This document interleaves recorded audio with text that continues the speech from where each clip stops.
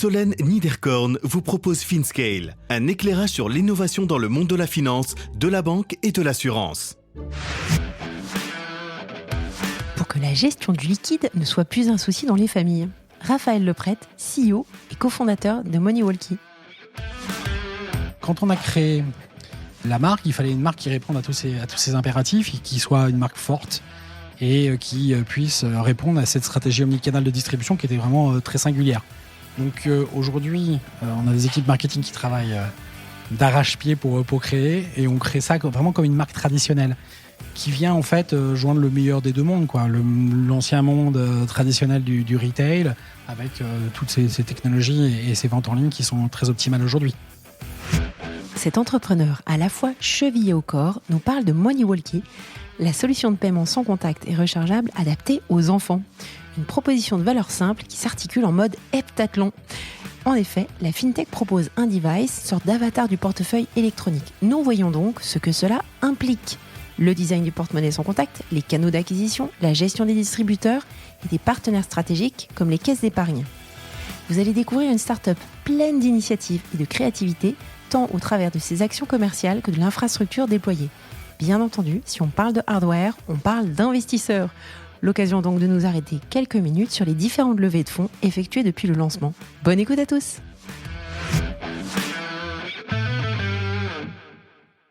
Bonjour à tous, salut Raphaël. Bonjour. Merci de me rejoindre pour discuter de MoneyWalkie, entre autres. J'aimerais juste que tu te présentes 2 petites minutes avant qu'on attaque, nous expliquer ton parcours qui n'a rien à voir avec l'entrepreneuriat avant.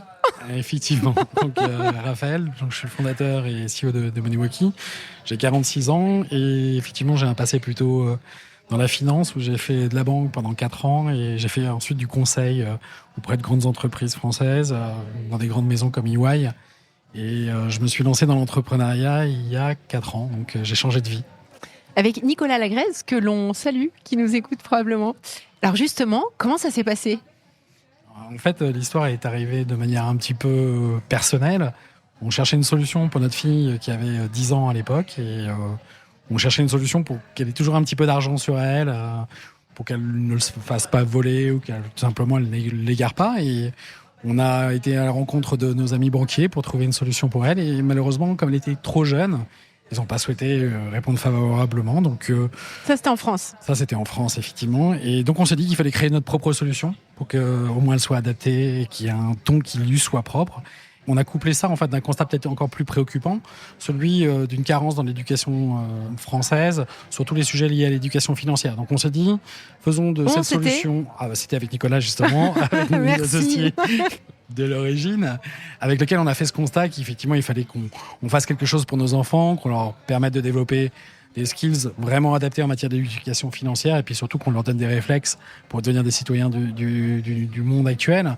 Et donc, il nous fallait une solution à la fois fun, magique, qui allait faire briller les yeux de nos enfants et également leur donner de quoi réfléchir sur ce sujet important de l'argent.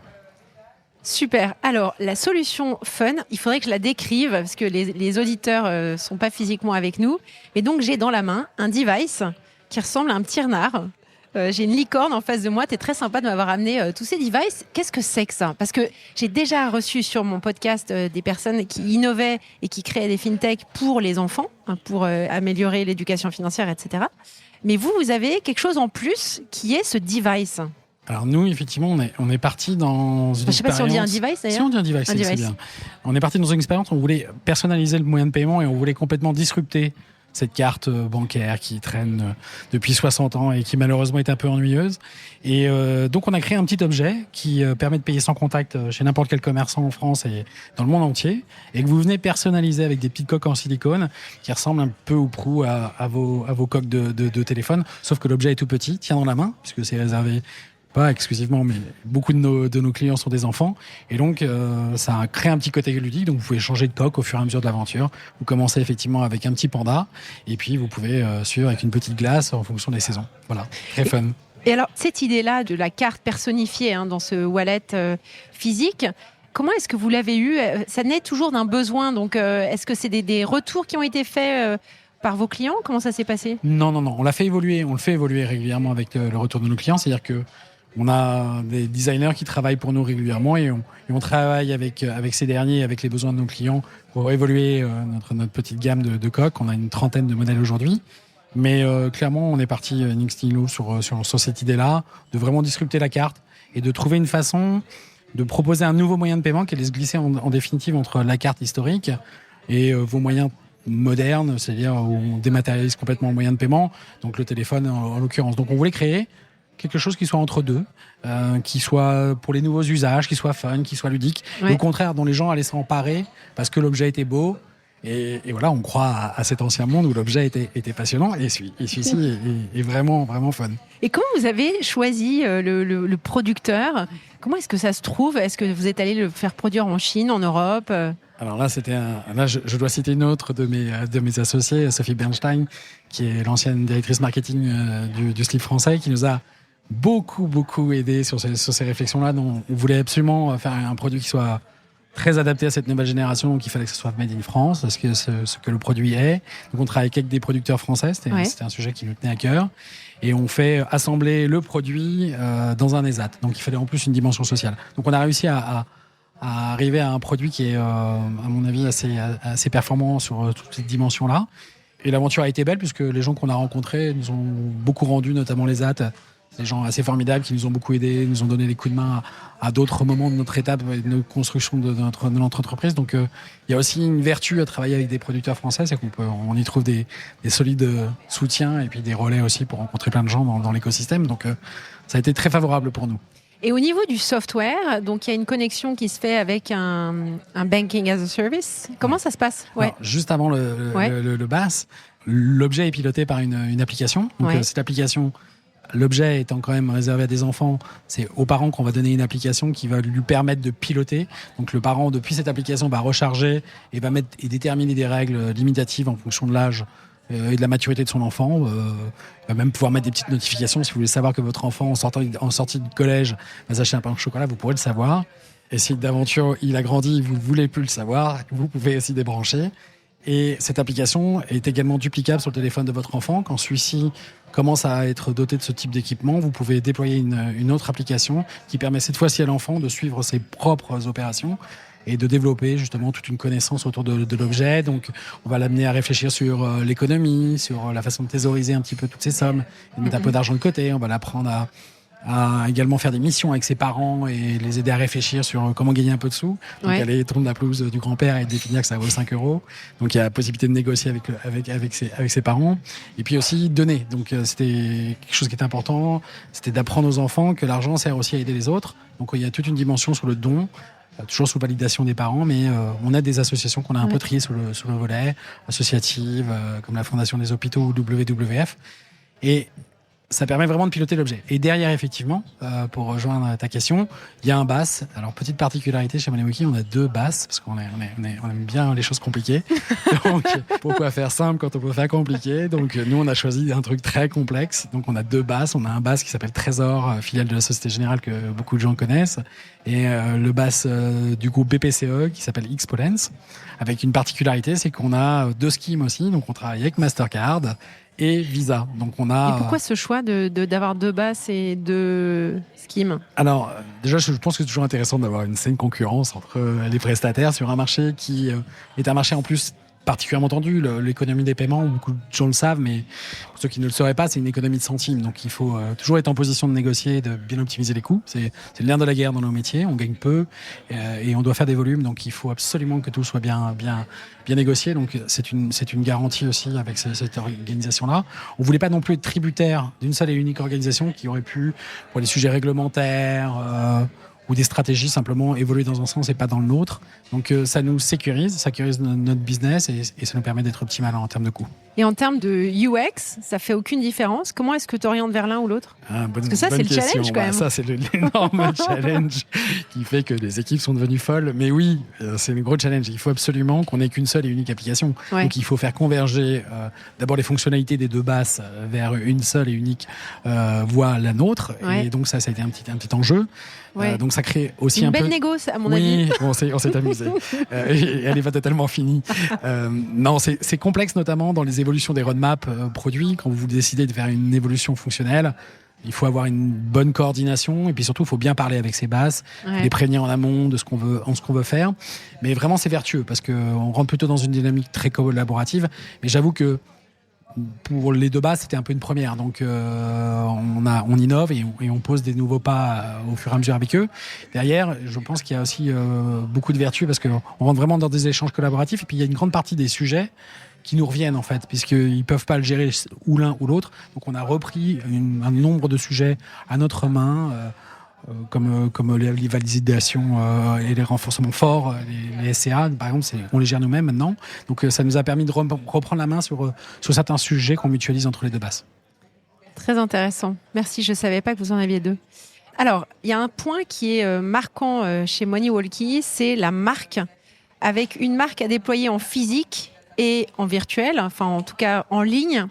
Est-ce que tu peux nous expliquer justement comment on définit cette marque sur ces deux canaux en parallèle, avec la complexité chez vous que vous avez des populations d'utilisateurs qui ne sont pas homogènes, puisque vous avez aussi bien les enfants que, par exemple, une catégorie d'aidants pour des personnes handicapées ou plus âgées?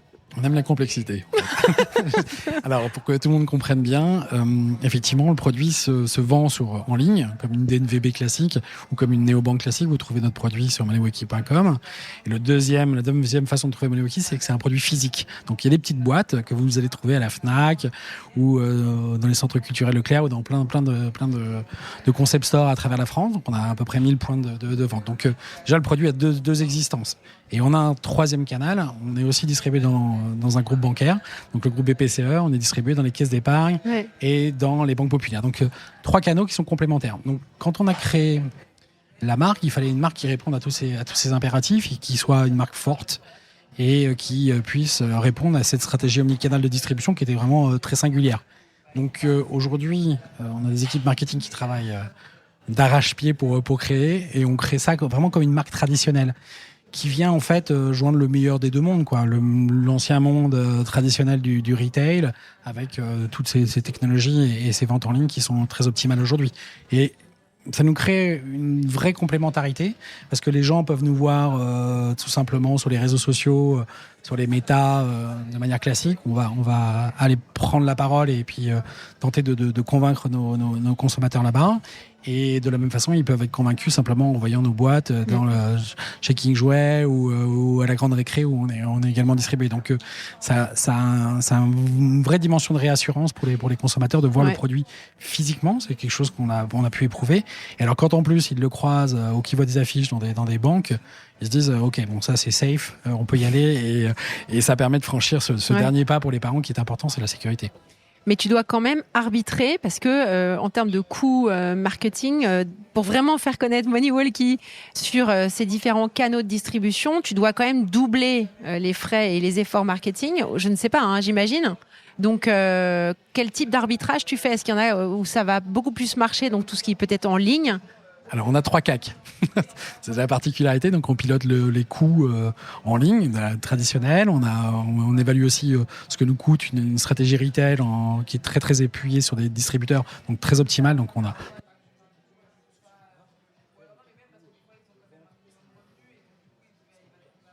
les 3 se complètent. Globalement, même dans les temps forts, ils ne sont pas les mêmes. Donc, c'est toujours très complémentaire. Donc, on a une seule et unique voie. On a une stratégie de brand qui est vraiment figée. Et après, on prend la parole en fonction des temps forts. Il y a des temporalités qui marchent mieux. On a 3 grandes temporalités dans l'année. On a le départ en vacances au mois de juin, juillet. C'est vraiment un temps très, très fort. On a la rentrée scolaire et Noël. Et pour autant, ça va pas être les mêmes besoins. Par exemple, à Noël, les gens aiment acheter un produit physique avec une jolie petite boîte qu'ils vont mettre sous le sapin. Donc ça marche bien. Et quand il s'agit de partir en vacances, vendre en ligne, ça marche tout aussi bien. Puis c'est beaucoup de recommandations. Donc les temps sont complémentaires et les canaux vraiment ne fonctionnent pas au même moment. Donc pour nous, la stratégie est constante d'un point de vue marketing et simplement elle s'adapte au temps de vente. Très bien. Alors, j'étais intéressée parce que tu as mentionné que vous travaillez avec les caisses d'épargne. Comment s'est fait cette rencontre? Comment s'est fait ce partenariat? Et comment ça fonctionne concrètement? Je dois être honnête, c'était pas dans la roadmap initiale, c'était pas dans le vision board. Ça a été très très fortuit. En fait, on a été appelé un jour par la caisse d'épargne Bretagne Pays de Loire par son patron, Christophe Pinault, qui nous a appelés. On était à la sortie du Covid et il cherchait à trouver une façon de se singulariser sur les offres liées à la famille, notamment par rapport à la compétition qui est ardue avec le Crédit Agricole et le Crédit Mutuel dans sa région. Et il a vu en MoneyWalkie une opportunité de montrer qu'il trouvait des solutions pour ses clients, qui savaient se mobiliser pour le sujet de la famille. Et donc, il nous a proposé de faire des tests. On est parti dans cette aventure complètement folle où on s'est approché de manière un peu prudente d'un grand groupe comme ça, nous qui sommes tout petits. On était un petit peu effrayés à l'idée d'être un peu brusqués ou simplement de ne pas fonctionner dans les mêmes horizons. Et puis, il y a toujours un danger d'espionnage, d'être copié ou simplement de ne pas se remettre d'un partenariat avec eux. Mais ils ont été d'une grande bienveillance, ça a très bien fonctionné. Les tests ont été absolument probants. Les clients étaient dithyrambiques. Donc, on a décidé de signer les accords. On a lancé le partenariat. Donc, avec cette caisse-là ou finalement d'autres ? Et non, parce qu'ils ont décidé que c'était un sujet qui pouvait être adressé par le groupe. Donc, on est parti en négociation pendant près d'une année. Et on a signé un accord cadre et depuis, on est en déploiement dans l'entièreté du groupe. Génial, bravo. Donc, c'était assez fou. Donc, aujourd'hui, on trouve MoneyWalkie à la fois dans la Banque de Tahiti, la Banque de Nouvelle-Calédonie, mais également simplement dans les caisses d'épargne de Marseille, dans les banques populaires du Grand Ouest. Donc, c'est cool. assez fou. Ça fait plaisir, quoi. C'est fou, surtout quand on va à la rencontre des équipes, comme c'est souvent le cas, on va les voir. Tout à l'heure, tu pars là-bas Ouais, je pars encore les rencontrer. Et c'est des moments assez magiques parce qu'on est à la rencontre de tous ces conseillers qui travaillent au sein des banques et pour la première fois, ils vous vendent un panda ou une licorne. Donc le sujet est complètement fou, les discussions sont vraiment, ça doit être marrant. Magiques. Ouais, très clairement. Alors, vous avez aussi des partenariats sympas avec Visa pour les JO, Mastercard pour la Coupe du Monde de rugby. C'est pareil. Comment ça se fait, ce genre de rencontre ? Je pense que l'entrepreneuriat, c'est aussi un peu de chance. Et nous, on en a eu. On a tendu la main assez régulièrement quand on nous a parlé de partenariat. Le premier, ça a été Mastercard. Donc, c'est des gens avec qui on travaille aussi depuis 4 ans, qu'on aime beaucoup, avec qui on a développé de très bonnes relations. Et ces derniers nous ont proposé de faire des moyens de paiement dans le cadre de la World Cup Rugby dont ils étaient partenaires. Donc on a sauté dessus. C'était pour nous une aventure magique. Ouais, je l'ai. Et ça ressemble à ça. Wow. Donc c'était trop bien avec des petites boîtes spécialisées pour leur VIP. Donc c'était absolument fou. Ouais. L'expérience a été magique. En termes de sécurité technique, autant dire qu'il vaut mieux être armé avant de se lancer dans des opérations internationales parce qu'on se fait hacker de tous les sens. Il vaut mieux être prudent quand on se lance là-dedans. Et de la même façon, quand on s'est rapproché un peu du groupe BPCE, Visa, qui est un de ses partenaires historiques, nous a proposé de se joindre à eux pour faire l'opération des Jeux Olympiques. Donc on va produire des moyens de paiement qui seront à destination de tous les guests et VIP. Donc on fait des petits moyens de paiement qui vont ressembler à ça. Désolé pour les auditeurs, mais on en a spécialement adapté pour les Jeux. Donc là aussi, pour nous, plus grand événement en France. Donc c'est un moment un peu magique parce que ça nous crédibilise aussi beaucoup sur le marché du paiement parce que on fait quand même un événement particulièrement visible, particulièrement significatif là aussi en termes de sécurité. Donc il a fallu bosser bien le sujet. Et donc live dans quelques jours. Génial, super. Ce sera live quand je sortirai l'épisode. Vous êtes distribué aussi dans des magasins physiques, tu le disais tout à l'heure, la Grande Récré, j'avais en tête aussi, c'est ça la Grande Récré, où tu m'avais dit le Bon Marché aussi. Le Bon Marché, ouais. Non, c'est vrai, c'est ça. C'est un de nos premiers distributeurs. Chouette. Mais justement, alors, vous avez des équipes de sales qui vont aller approcher tous ces grands distributeurs-là, ou est-ce que c'est plutôt opportuniste ? Alors, on est un peu organisé. Il y a deux façons, on segmente le marché en deux. Il y a les tout petits, ce que j'appellerais les petits retailers. Donc les indépendants, les petits commerçants. Donc là, on fait ça nous-mêmes. Donc on va à la rencontre de ces commerçants qui veulent des marchands de jouets, des concept stores individuels autour de la famille. Et donc à ce moment-là, nous, notre métier, c'est un petit peu de les transformer en ambassadeurs, c'est de leur expliquer tout le message et tout ce qu'on essaye de faire, toute la dimension éducative du produit pour qu'ils soient convaincus et qu'ils soient les meilleurs vendeurs du produit. Et en revanche, quand on s'attaque à des chaînes et à des établissements un peu plus costauds, on s'appuie aujourd'hui sur des distributeurs, notamment Big Ben, qui est un des leaders de la distribution des accessoires de téléphonie, qui nous a beaucoup aidés et qui, eux, nous amènent dans d'autres géographies, dans des grandes chaînes comme la Fnac, qui, eux, ont leur propre réseau de conseillers et de sales qui vont sur place et qui vont à la rencontre des magasins. Top. Alors, je t'avais dit, quand on avait préparé l'épisode, qu'on ne pouvait pas clôturer cet épisode sans parler des levées de fonds.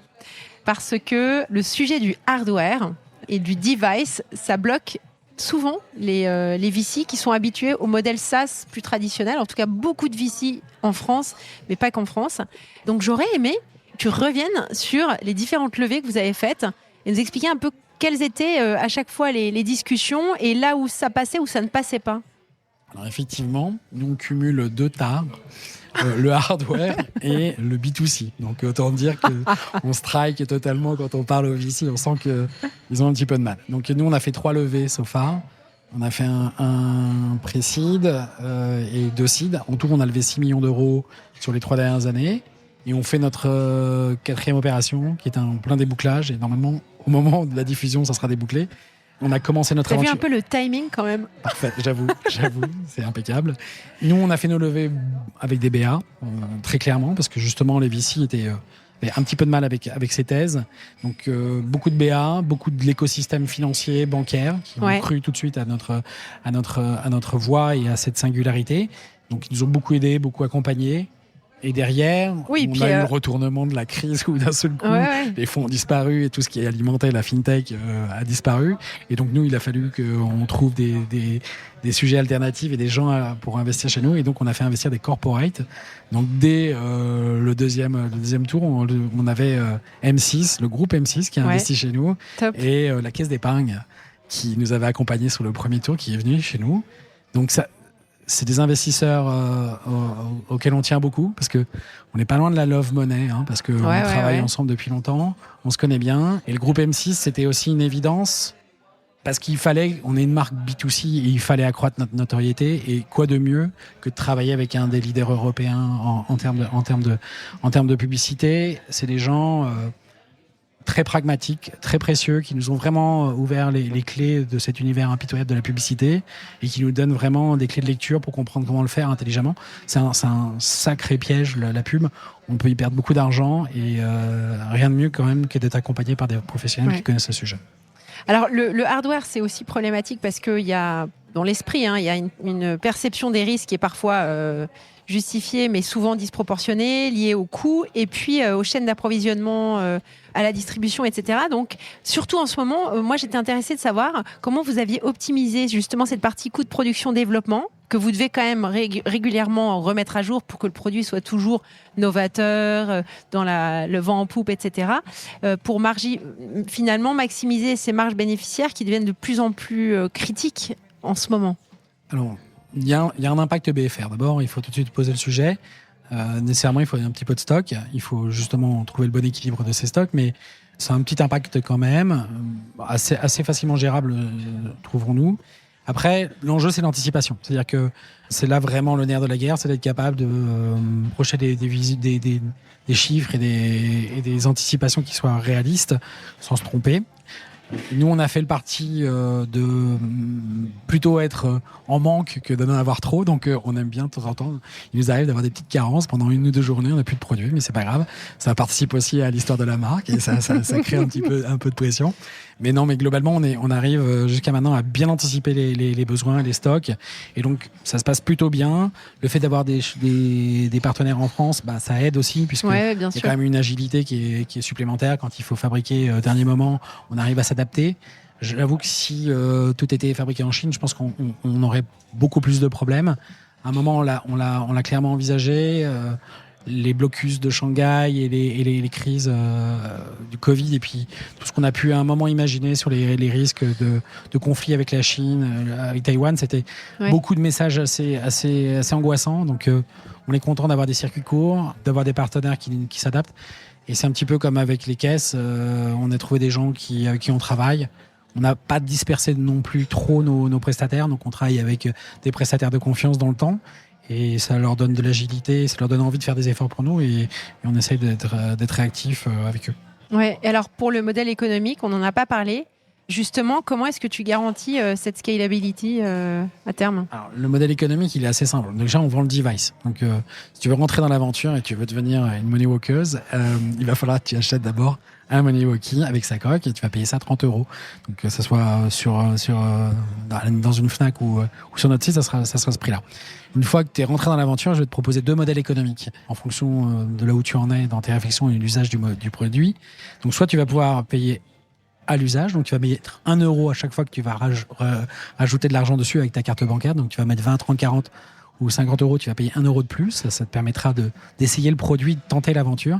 Et si vraiment tu tombes amoureuse de ton Money ou que tes enfants ne jurent que plus que par cet outil-là, tu pourras prendre un abonnement qui va te permettre de recharger à l'infini.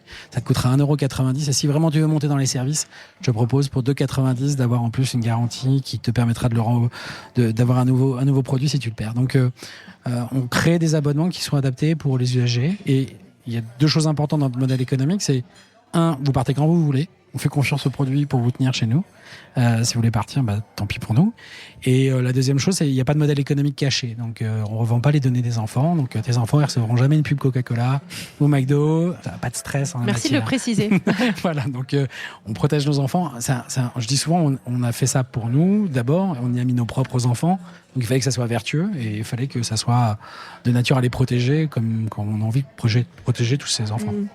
Alors, il y a un sujet que je trouve toujours interpellant pour toutes ces solutions qui existent pour la famille, les enfants, c'est l'obsolescence. C'est-à-dire que moi, je sais que j'ai des enfants, mon fils aîné qui a 16 ans, et je ne suis pas certaine qu'il poursuivra après.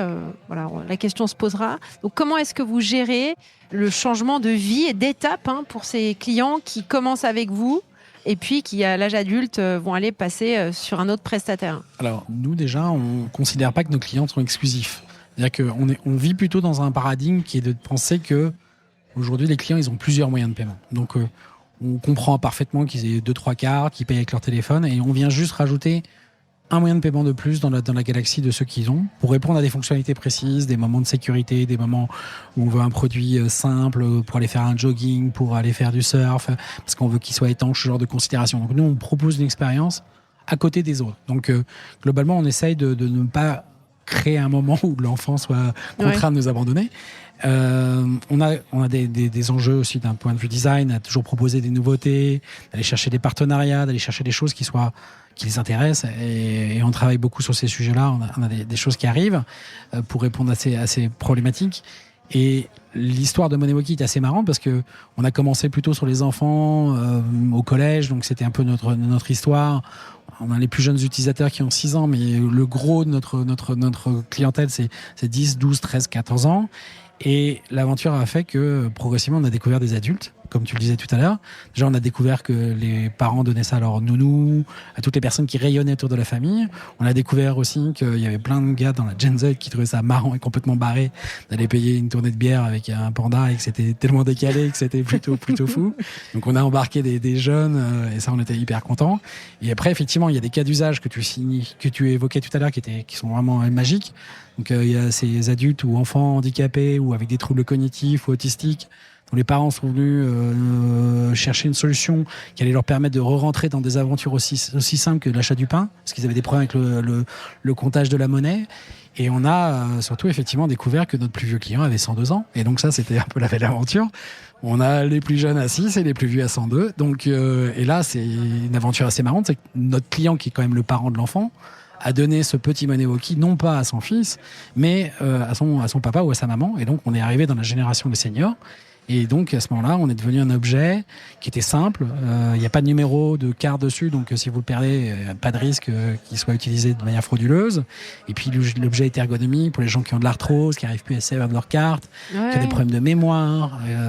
Donc, on est rentré dans un cas d'usage qui était assez voisin celui des jeunes et des enfants, c'est-à-dire de la sécurité, de la simplicité d'usage. Et on a fait cette boucle qui est complètement folle. Donc aujourd'hui, effectivement, on est aux deux spectres des générations, donc c'est assez formidable. Et alors, en termes d'évolution, parce que tu peux imaginer que vous déployez de nouvelles features, nouveaux produits, de l'investissement, etc. Quels sont c'est quoi votre appétit pour les prochaines années ? Alors déjà, nous, on pense à chaque fois le produit en deux, parce qu'il y a la partie, la dimension produit physique, donc il faut qu'on soit imaginatif. Donc là, on part dans des licences. Donc je peux d'ores et déjà vous annoncer qu'on sortira des produits manga, Naruto dès la rentrée. Donc là, on part sur ça. C'est une grande aventure parce que négocier avec les ayants droit japonais sur des produits physiques, c'est une grande aventure. Donc on s'est bien amusé. Mais les produits sont prêts et sortiront pour la rentrée. On va continuer à aller chercher des licences, mais surtout aussi des associations et des partenariats avec des marques, notamment qui parlent aux ados. Donc ça, c'est un de nos gros sujets. Donc on va continuer à innover. Nos designers se sont emparés. Donc il y a plein de trucs qui arrivent aussi en termes de nouveaux produits, de nouvelles coques pour rendre le produit sans cesse attractif, pour que les gens renouvellent l'expérience en permanence.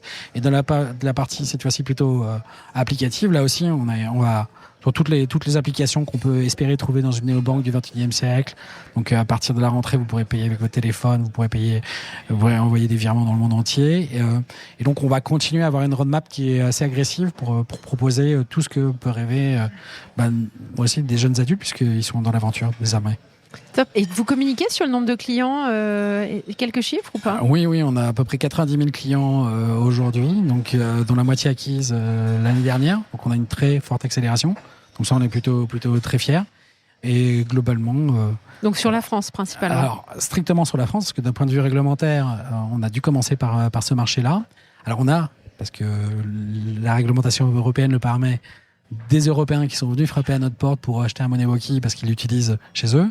En revanche, on n'a pas de droit encore de démarcher dans les autres pays. Donc, on devrait y aller normalement en 2025. On a une roadmap sur ces produits. Les pays ne sont pas totalement arrêtés, mais ce ne sera pas dans le sud, ce sera plutôt dans le nord. Et effectivement, c'est un produit surtout qu'on veut continuer à déployer à l'international. Parce qu'aujourd'hui, beaucoup de nos usagers l'utilisent lors de leur voyage. Les enfants, c'est devenu un usage très important. Pour une raison très simple, c'est qu'il n'y a pas de frais. Donc on ne prend pas de frais de change additionnels. Il n'y a pas de marge sur ce sujet-là. Et pour partir en vacances, c'est un produit quand même assez magique, simple. Et donc les enfants se sont emparés de ce sujet-là. Donc on veut continuer, on veut le promouvoir. Et on a déjà pas mal de messages de distributeurs potentiels en Europe. Donc on a quelques pistes intéressantes. C'est bien, du boulot quoi. Oui, pas simple comme dame, mais des choses intéressantes. Génial. Bon, Raphaël, tu le sais, j'aime lire. Donc, qu'est-ce que tu nous recommandes pour clôturer cette discussion ? Alors, je me suis pas mal replongé plutôt dans les podcasts actuellement. Alors, beaucoup sur la politique, le contexte d'enregistrement. Étonnant. Fait qu'en ce moment, je me suis pas mal replongé là-dedans, notamment pour réapprendre les leçons de l'histoire pour éviter qu'elle ne bégaye, comme on dit classiquement.